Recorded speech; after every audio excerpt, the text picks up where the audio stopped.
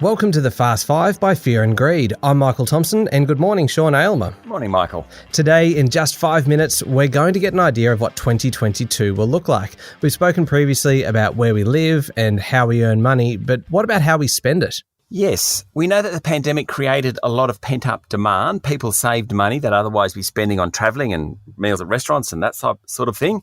Demographer Mark McCrindle is the principal of McCrindle and an advisor to boards and committees across Australia.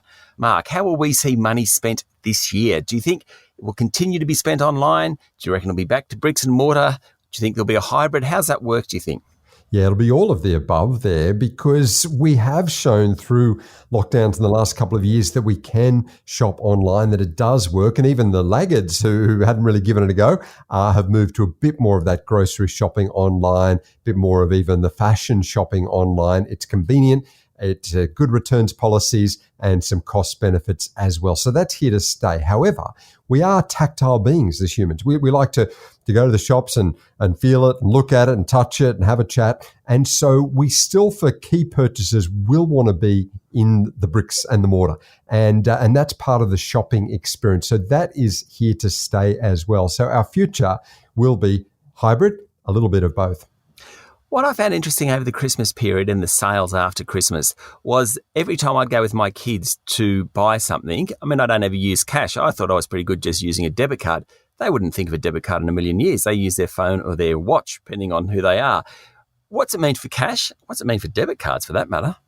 Well, that's another area that's really picked up the acceleration through COVID of the contactless payments, using the phone to pay. And so not even pulling out the plastic anymore. And that is a trend that is here to stay as well. And so, yeah, we're not using cash. We've even moved away from those credit cards. It's the digital device and even the smartwatch that contains the means by which we can pay these days. And this is true not only in stores, even at the fete, the cookie sale, the market, whatever the business, we've got those little tiles and we can pay through that means. So right across the board, those cash payments, even for small things like a coffee, have moved to the digital. And that, for the next generation, is the only way they pay. Mark McCrindle, I wanted to ask you about Generation Alpha. That's the name you've given to the generation born between 2010 and 2024. They will be totally defined by technology, presumably. That's right. I mean, the year they were born, 2010, it happened to be the year that Instagram was launched, the iPad was released, and the word of the year in that year was the word app, which is so much of how we interact on these devices. So that tells us a lot about their times. And yeah, they are these digital natives. They have integrated technology into their world from the youngest age. It's how they learn and spend their spare time and socialize and connect as well. So more than any prior generation, this 21st century generation of youngsters are defined by the technology. How much do you think that the current generation, I'm not sure what I'm referring to here, youngsters, but anyone between the age of 10 and 25, will be defined by COVID? We didn't have a baby boom exactly, but certainly it's had a profound impact on everyone's lives, but particularly young people's lives. Well, that's right, Sean. And it's interesting because we've all lived through COVID. In fact, we all use the technologies I was discussing. But the age at which we're exposed to a technology or a new invention, the age at which we live through a global issue like a pandemic, does determine how embedded that becomes in our lifestyle and our psyche. And so we share these experiences, but the younger people are most impacted by these experiences because of their age.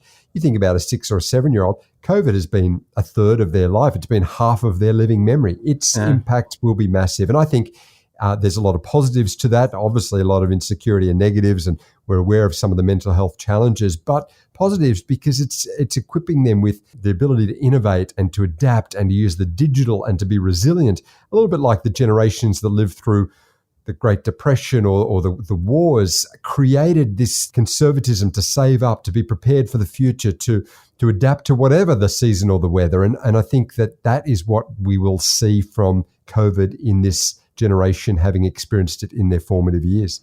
If only, I mean, in a sense, that's a kickback to my grandparents' era, is the idea of being able to adapt and sort of scrounge and kind of make do with whatever you have.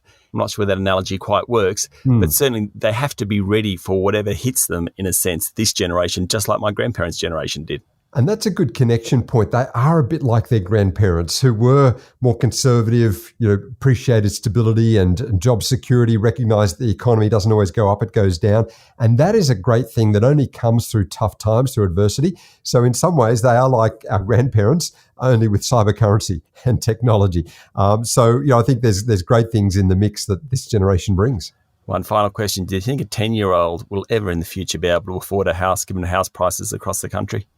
Well, those house prices will continue to rise, but so will the wages. And I think the key, because house prices have been outstripping wages in their growth, the key is the bank of mum and dad. So with the support of their parents who have benefited from the asset appreciation, even the youngsters, in most circumstances, will be able to get hold of a house. Might take longer to pay it off and might take two incomes, not just one. But with the bank of mum and dad, I think that will really help.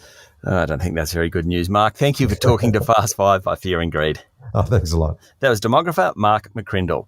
Michael, are you prepared to pay for your children's houses in the future? I better start saving now. Thank you very much, Sean. Thanks, Michael. That's it for today. Make sure you've hit follow on the podcast. I'm Michael Thompson, and that was the Fast Five by Fear and Greed.